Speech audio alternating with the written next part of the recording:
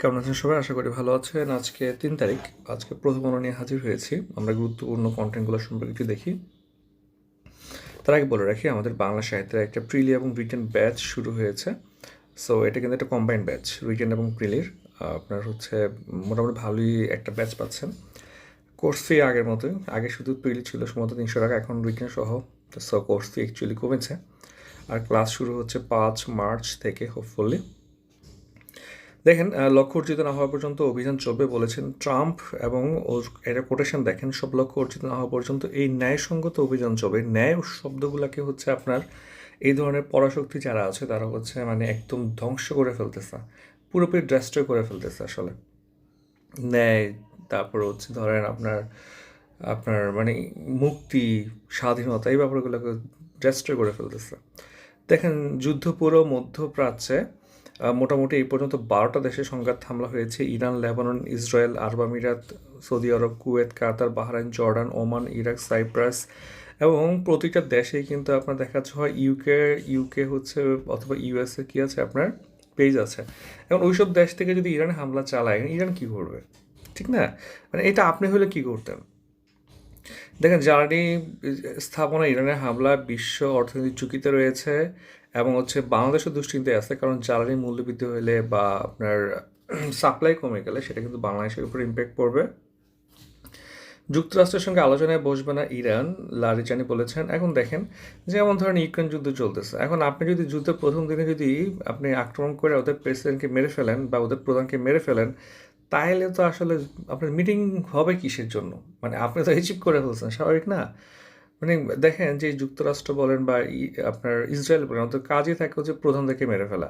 কিন্তু ধরেন ইউক্রেন যুদ্ধ চলতেছে, হ্যাঁ, এখানে কিন্তু দেখা যাচ্ছে আপনার আপনার ওই জেলেনস্কির বাসার মধ্যে বা ওকে মারার জন্য কোনো আক্রমণ চালাচ্ছে না রাশিয়া। কারণ আপনি যদি প্রধানকে মেরে ফেলেন, তাহলে আসলে আর আপনি যুদ্ধ কার সাথে করবেন?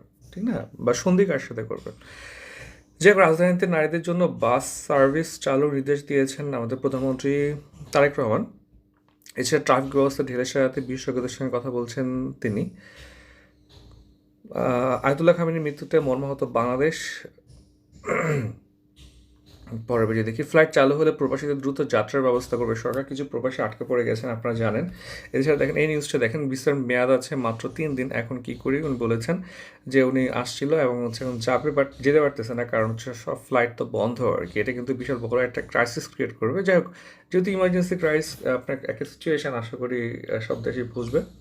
দেন, মাদুরো থেকে খামেনি পরাশক্তির চাপে রাষ্ট্রের সার্বভৌমত্ব। খুব ভালো একটা আর্টিকেল হয়েছে, কন্টেন্টটা খুবই ভালো, আর এটা পড়বেন আপনারা। এই সামনের 50 রিটার্নের জন্য আসতে পারে। আপনার যখন তেল লাগবে, আপনার যখন যা ইচ্ছা লাগবে, আপনি তখন কি করবেন? আরেকটা দেশের প্রধানকে তুলে নিয়ে যাবেন বা মেরে ফেলবেন। তাহলে তো আসলে সার্বভৌমত্বের যে ব্যাপারটা, আপনি জানেন যে আপনার সাথে হারবে, এখন আপনি এই জন্য হচ্ছে আক্রমণ যা ইচ্ছা তা চাবেন, তাহলে তো হইল না ব্যাপারটা, কেমন? পরের পেজগুলোতে আমরা যাই, দেখি যে চুরির অভিযোগে 3 নারী চুল কেটে গাছে মারধর নারায়ণগঞ্জের রূপগঞ্জে। এই ব্যাপারগুলো কিন্তু খুবই বাজে, এবং হচ্ছে আপনার যদি কেউ যদি কোনো অপরাধ করে, আপনাকে অবশ্যই সেটা যে প্রচলিত যে ট্রেডিশনাল সিস্টেম আছে অফ জাস্টিস, সেখানে নিয়ে আসতে হবে। এখানে পুলিশ আছে, তারা হচ্ছে সিদ্ধান্ত নেবে। ঠিক আছে? এখন আপনি যদি নিজেই যদি ওদেরকে মারা শুরু করে দেন, তাহলে তো সমস্যা। দেশের সিস্টেমকে আসলে পারফর্ম করতে দিতে হবে, কেমন? এবং আপনি যদি নিজে আইন হাতে তুলে নেন, সেটা কিন্তু অবৈধ। দেখেন, আপনার এই যে কারণে একজন খামেনি লাগবে, প্রথমত দেখেন যে ইরানের বিদ্যমান সরকার দমনপীড়ন, অর্থনৈতিক ক্ষয় এবং সামাজিক আপনার স্থবিরতার মধ্যে দিয়ে পুরো দেশের যে দীর্ঘমেয়াদী ক্ষতি করেছে, তা বাইরের দেশের সহিংস বিদেশি হস্তক্ষেপের ঝুঁকির চেয়ে বেশি ক্ষতিকর। এখন এটা একটা ম্যাটার করতেছে এরকম যে, হ্যাঁ, কিছু ব্যাপার কিন্তু খুবই বাজে ছিল, যেমন আপনার ইকোনমিটা ফলটা, এটা কিন্তু ইউএসের জন্য। ইউএসএ যদি আপনাকে লঙ্গার পিরিয়ডে একটা স্যাংশন দিয়ে রাখে, আপনি ইকোনমি কী করবেন? ঠিক না? ওইটা ক্ষতি হবেই। আর দমন-পীড়ন এবং হচ্ছে আপনার জোরপূর্বক হচ্ছে আপনার ইসলাম পালনে বাধ্য করা, এই যে সিস্টেমটা, ঠিক আছে? এখানে আসলে একটা দেশে ধরেন আপনার যদি 5 কোটি মানুষ থাকে, 10 কোটি মানুষ থাকে, আপনার ফুল একটা রাজনৈতিক দলের আন্ডারে সবাই থাকবে না, একটা বিপক্ষে থাকবে, পক্ষে থাকবে।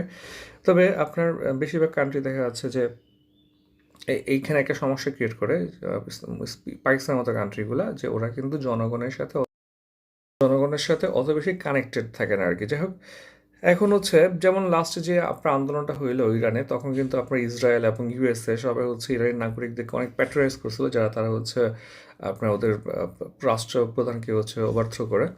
যাই হোক, একজন কেন্দ্রীয় নেতাকে শুয়ে দিলে কি সত্যি দ্রুত ও নির্ধারণ ভাঙন নেমে আসবে? মানে এটা একটা ফ্যাক্ট যে আপনি প্রথম দিনে যদি মাইরা ফেলেন ওদের প্রেসিডেন্টকে, প্রধানকে, কিংবা হচ্ছে আয়াতুল্লাহ খামেনির মতো আপনার হচ্ছেন নেতাকে, তাহলে কি আপনি অ্যাকচুয়ালি আপনার গোল কি অ্যাচিভ হবে কি না?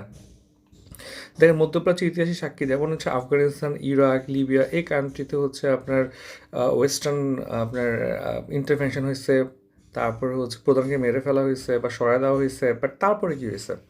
তারপরে কিন্তু আপনার ওই দেশে বিশৃঙ্খলা রয়েই গেছে। তাহলে অ্যাকচুয়ালি এখানে শান্তির জন্য ইসরায়েল এবং হচ্ছে ইউএসএ আক্রমণ করে, ওটা এরকম না, ওদের গোল হচ্ছে আপনার হয়তো তেল নেবে বা আদার কিছু আর কি। ঠিক আছে, দেখেন, শাহাদের ভাষ্য জনতার একটি বড় অংশকে, এমনকি আগের সমালোচকরা, জাতীয় প্রতিরক্ষার বয়ানের চারপাশে টেনে আনতে পারে। এই যে আপনি একজনকে মেরে ফেললেন আর কি, কারণ এটাকে কিন্তু আপনি ভাঙন সৃষ্টি করার পাশাপাশি এটা কিন্তু ওদের ডোমেস্টিক পলিটিক্স, রাজনৈতিক আরও স্ট্রং করতে পারে। ঠিক আছে, দেখেন, ইরানের ঐক্য এবং ভৌগোলিক অখণ্ডতা রক্ষা পাবে কি? এখন এই যে এমন বর্তমান সিচুয়েশনে হচ্ছে ডিপ স্টেট কীভাবে বিহেভ করতেছে, যদি কেন্দ্রীয় ব্যাংক, মন্ত্রণালয়, আঞ্চলিক প্রশাসন নেতৃত্বহীনতার মাঝে সচল থাকে, তবে লিবিয়ার মতো টুকরা হওয়ার সম্ভব না, বা ওরা কিন্তু এঙ্গেজ হবে। এখনও কিন্তু আপনার ভালোই কাজ করতেছে ওরা।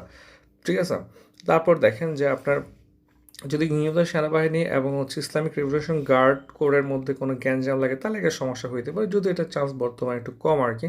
বাকিটা পড়বেন, তেমন আহামরি কিছু নাই। আচ্ছা, দেখেন, গণনবায়নে কমলো হচ্ছে খেলাপিরিন, এবং খেলাপিরিন বাড়াইতে হলে আপনার টাইম দেওয়া, সরি, কমাইতে হলে টাইম দেওয়া লাগে, বিজনেস করতে হবে এবং রিশিডিউল করা, মূলত নবায়ন করা হচ্ছে মাধ্যমে হচ্ছে খেলাপিরিন কিছুটা কমানো হচ্ছে। এটা ছাড়া আসলে কিছু করারও নেই। টানা 7 মাস পণ্য রপ্তানি কমেছে। দেখেন, হরমুজ প্রণালীতে আমাদের একটা জাহাজ অলরেডি আটকে আছে, বিএসসির, এবং মধ্যপ্রাচ্য এবং ইউরোপের সবজি রপ্তানি প্রায় বন্ধ, স্বাভাবিক, এখন আসলে সম্ভবই না। ইন্টারন্যাশনাল দেখে আমরা ইরানের হামলায় যোগ দিচ্ছে না অস্ট্রেলিয়া, এবং স্পেনও দিচ্ছে না। ইরানের বিরুদ্ধে সস্তা ড্রোন এবং এর নতুন যুদ্ধ কৌশল নিয়েছে যুক্তরাষ্ট্র। স্পষ্ট কোনো পরিকল্পনা ছাড়াই কি ইরানে হামলা করেছে ট্রাম্প? আমার মনে হচ্ছে উনি বেশি বেশি কনফিডেন্ট হয়ে পড়ছে আর কি, কেমন ভাবছে হচ্ছে ওকে মেরে ফেললেই হবে, খামেনিকে মেরে ফেললেই হবে আর কি।